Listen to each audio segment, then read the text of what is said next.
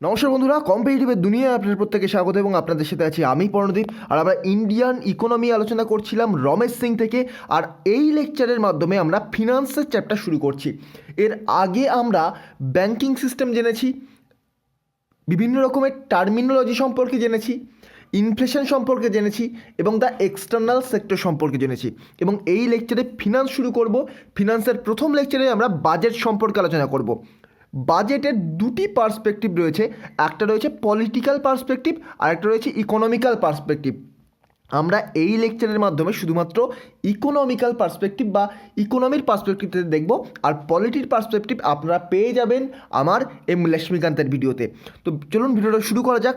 তারপর ছোট্ট একটি রিকোয়েস্ট, এগিয়ে চলো 2.0 এই চ্যানেলটি সাবস্ক্রাইব করতে ভুলবেন না। এই চ্যানেলে জেনারেল সায়েন্সের প্রত্যেকটি লেকচার পাবেন এবং এগিয়ে চলো এই টেলিগ্রাম চ্যানেলে আমার প্রতিটি লেকচারের আপডেট পাবেন এবং সমস্ত রকমের ইম্পর্ট্যান্ট পিডিএফগুলো এই টেলিগ্রাম চ্যানেলে পেয়ে যাবেন। তো দুটি চ্যানেলের লিঙ্ক আমি আমার ডেসক্রিপশন বক্সে দিয়ে দেবো, গিয়ে অবশ্যই আগে সাবস্ক্রাইব করে নিন। তো চলুন শুরু করা যাক। তো বাজেট কি?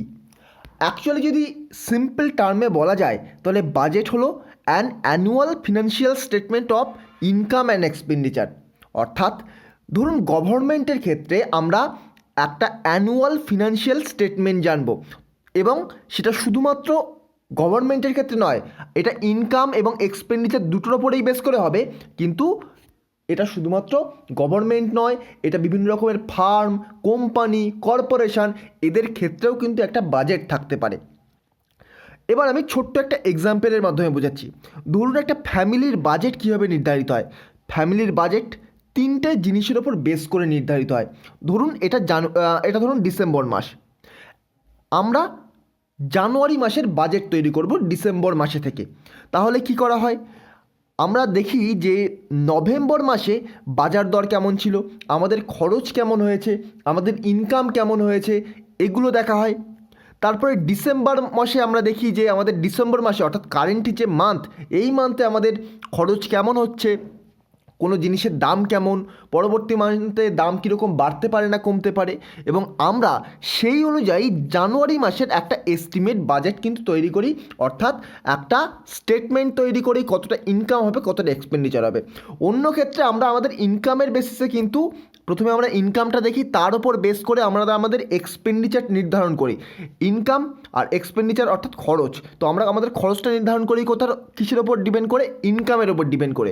কিন্তু গভর্নমেন্টের ক্ষেত্রে এটা কিন্তু একটু আলাদা। গভর্নমেন্টের ক্ষেত্রে প্রথমে এক্সপেন্ডিচার ঠিক করে নেওয়া হয় যে 30 লক্ষ কোটি টাকা আমাদের এক বছরের বাজেট, তার মধ্যে আমরা ডিফেন্সে ব্যয় করব, আমরা আমাদের হেলথ কেয়ারে ব্যয় করব, আমরা আমাদের ইনফ্রাস্ট্রাকচারে ব্যয় করব, অর্থাৎ রাস্তাঘাট, তারপর বিভিন্ন রকম কারেন্ট আনা, এই টাইপের এনার্জি রিসোর্সে ব্যয় করব। তার উপর বেস করে আমাদের কিন্তু বাজেটে প্রথম এই যে ইনকামটা মাপা হয়। এভাবে এরপর কিভাবে আমরা আয় করব সেটা কিন্তু দেখা হয়। সাধারণত অন্যান্য ক্ষেত্রে বাজেট কি, কতটা ইনকাম তার উপরে বেস করে এক্সপেন্ডিচার নির্ধারণ করা হয়, কিন্তু গভর্নমেন্টের ক্ষেত্রে এক্সপেন্ডিচার আগে নির্ধারণ করা হয়, তার উপর বেস করে ইনকাম। তো আশা করি বোঝা গেল। এবার আমি এই যে বললাম ডিসেম্বর, জানুয়ারি আর নভেম্বরের এক্সাম্পল দিলাম, গভর্নমেন্টের ক্ষেত্রেও কিন্তু এরকম ডেটা ইন দ্য বাজেট বলে একটা টার্ম রয়েছে। তো এখানে তিনটি টার্মে দেখা হয়, সেটা আমরা পরের স্লাইডে দেখব। তার আগে আমি একবার বলে দিই, বাজেট সম্পর্কে ধারণা একটু ক্লিয়ার করে দিই। তেমনই কিন্তু গভর্নমেন্টের ক্ষেত্রে বাজেট বলতে শুধুমাত্র পরবর্তী বা আগামী বছরের বাজেটটাকেই কেন্দ্র করে দেখা হয় না, বা একটা অ্যানুয়াল ফিনান্সিয়াল স্টেটমেন্ট দেখা হয় না, তার জন্য কারেন্ট ইয়ারটাও দেখা হয় এবং প্রিভিয়াস ইয়ারটাকেও দেখা হয়।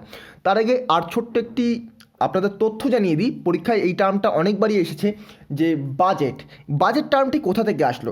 বাজেট টার্মটি এসছে বকেট নামের একটা ফ্রেঞ্চ ওয়ার্ড থেকে। ফ্রেঞ্চ ওয়ার্ড বকেট, বানান কি BUGEUT, বকেট নামের একটি ফ্রেঞ্চ টার্ম থেকে। তো এর মানে কি? এর মানে হলো এই যে ফিনান্সিয়াল স্টেটমেন্ট, অ্যানুয়াল যে ফিনান্সিয়াল স্টেটমেন্ট যে ব্যাগে করে আনা হতো, একটা লেদার ব্যাগ, লাল রঙের লেদার ব্যাগ, সেই ব্যাগে করে আগে কিন্তু এই যে ফ্রান্সে এই যে ফিনান্সিয়াল স্টেটমেন্টটাকে আনা হতো। তো সেখান থেকে নাম এসছে বকেট, বকেট থেকেই নাম এসছে বাজেট। এরপরে ওই যে বকেট, ওই বকেটের নাম অনুযায়ী ধীরে ধীরে চলতে হতে ওই লেদার ব্যাগটার নাম যেহেতু বকেট, ওখান থেকেই কিন্তু আমাদের বাজেটের উদ্ভাবন হয়ে এসছে। তো আপনার যদি রমেশ সিংয়ের বইটা দেখেন, ওখানে দেখবেন পরিষ্কার ভাষায় লেখা রয়েছে, in the mid 18th century from the French word bougette meaning a leather bag out of which the financial statement was brought out and presented in the parliament.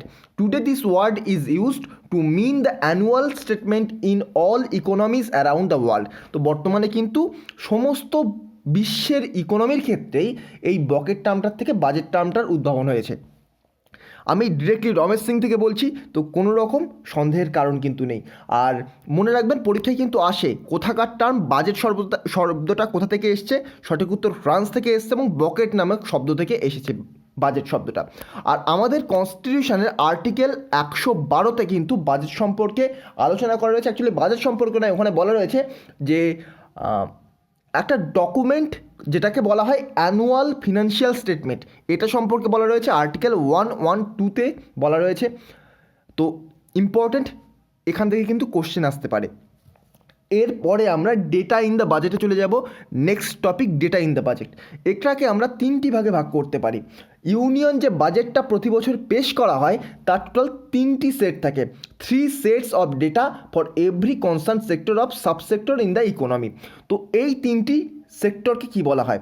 আমি একটু আগেই বললাম আমরা প্রিভিয়াস ইয়ারের দেখি, কারেন্ট ইয়ারের দেখি এবং নেক্সট ইয়ারের ডেটা এস্টিমেট করি আগের দুটো ইয়ার দেখে, প্রেজেন্ট এবং প্রিভিয়াস ইয়ার্সের দেখে। তেমনই কিন্তু এখানে 3টি। প্রথমটা রয়েছে এ, যেটাকে বলা হয় এ। এ মানে কি? এ মানে হলো অ্যাকচুয়াল ডেটা। আর এই অ্যাকচুয়াল ডেটা মানে কি? অ্যাকচুয়াল ডেটা মানে কি, ধরুন আমরা 2019-20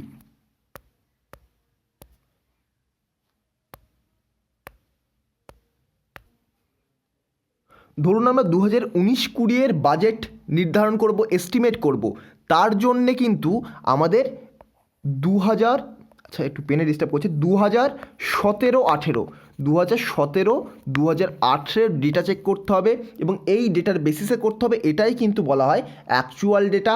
অর্থাৎ আমরা ধরুন 2018-2019 এই সালে বর্তমানে ধরুন দাঁড়িয়ে রয়েছি, এই বাজেটারি টার্মের মধ্যে বা এই বাজেটারি ইয়ারের মধ্যে আমরা দাঁড়িয়ে রয়েছি। দাঁড়িয়ে থেকে আমরা 2019-20 ডেটা নির্ধারণ করব বা বাজেট নির্ধারণ করব। তার জন্য আমাদেরকে দেখতে হবে 2017-2018 ডেটা। তো এটাকেই বলা হয় অ্যাকচুয়াল ডেটা বা সংক্ষেপে এটাকে টার্ম করা হয় এ বলে। আর এটা কিন্তু রমেশ সিংয়ে রয়েছে। নেক্সট রয়েছে পি। পি মানে কি? পি কথার অর্থ হলো প্রভিশনাল ডেটা। প্রভিশনাল ডেটা কি? আমরা ধরুন 2019-20 সালের বাজেট নির্ধারণ করছি 2018-19 সালে দাঁড়িয়ে।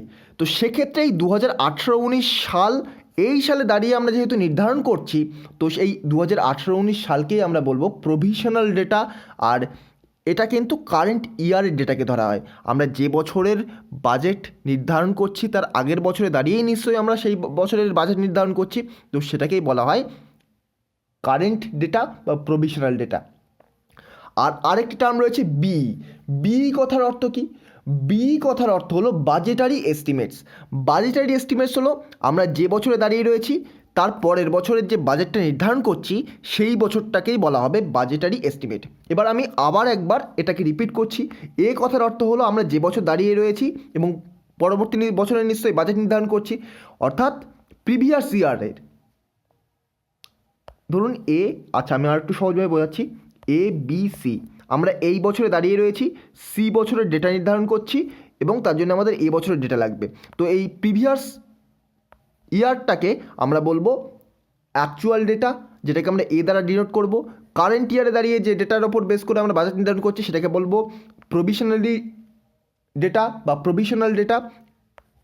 আর যে বছরের বাজেট নির্ধারণ করছি সেটা হলো এই যে বাজেটারি এস্টিমেট। তো নেক্সট কিছু টার্ম রয়েছে আমাদের ইম্পর্টেন্ট, সেগুলো আমাদের দেখতে হবে কী কী। সেগুলো রিভাইজড এস্টিমেট, কুইক এস্টিমেট এবং অ্যাডভান্স এস্টিমেট।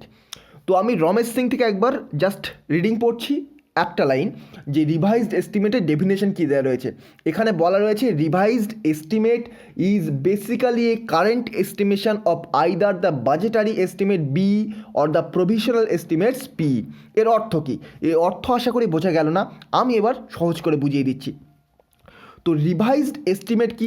আমরা একটু আগে দেখলাম পিই এবং বি। পি কি? প্রভিশনাল ডেটা এবং বি হচ্ছে বাজেটারি এস্টিমেট। তো এর অর্থ কি? এই যে পি অথবা বি এর যে কোনো একটার কারেন্ট ডেটা নিয়ে যখন আলোচনা করা হবে বা এস্টিমেশন করা হবে, তখনই তাকে আমরা বলবো রিভাইজড এস্টিমেশন।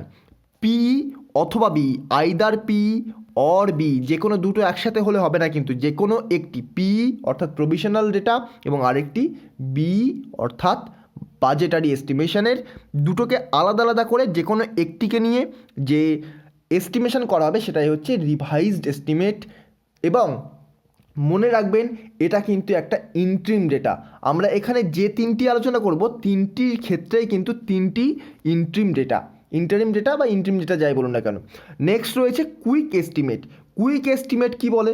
কুইক এস্টিমেট বলে যে quick estimate is a kind of revised estimate, অর্থাৎ এই যে রিভাইজড এস্টিমেটের এক রকমের প্রকার হচ্ছে এই কুইক এস্টিমেট। এবং এর মাধ্যমে কী শো করে?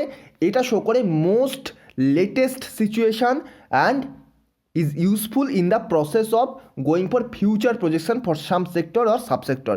তো এই যে কুইক এস্টিমেট কারেন্ট ডেটার ওপর বেস করে, রিভাইজড এস্টিমেটের অন্তর্গত, এবং রিভাইজড এস্টিমেটের ধরুন পি এবং বি যে কোনো একটি, তো পি ধরে নিলাম, পির ক্ষেত্রে কিন্তু কারেন্ট ডেটাকে বেস করে যেটা তৈরি হবে, যে এস্টিমেশন করা হবে, এবং ভবিষ্যতের এস্টিমেশন করার সময় বিভিন্ন সেক্টর এবং সাবসেক্টরের এস্টিমেশনও করা হবে, তাকেই বলা হচ্ছে কুইক এস্টিমেট। আমি জানি এই চ্যাপ্টারটা একটু জটিল, ঘোরালো পেঁচানো, কিন্তু যতটা সহজভাবে বোঝানোর চেষ্টা করা যায় আমি বোঝাচ্ছি। তো আপনারা একটু মন দিয়ে দেখবেন, একবার বুঝতে না পারলে আরেকবার দেখুন, তাও বুঝতে না পারলে আমাকে কমেন্ট বক্সে জানান, আমি আবার লেকচার তৈরি করে আরও সহজভাবে বোঝাবো।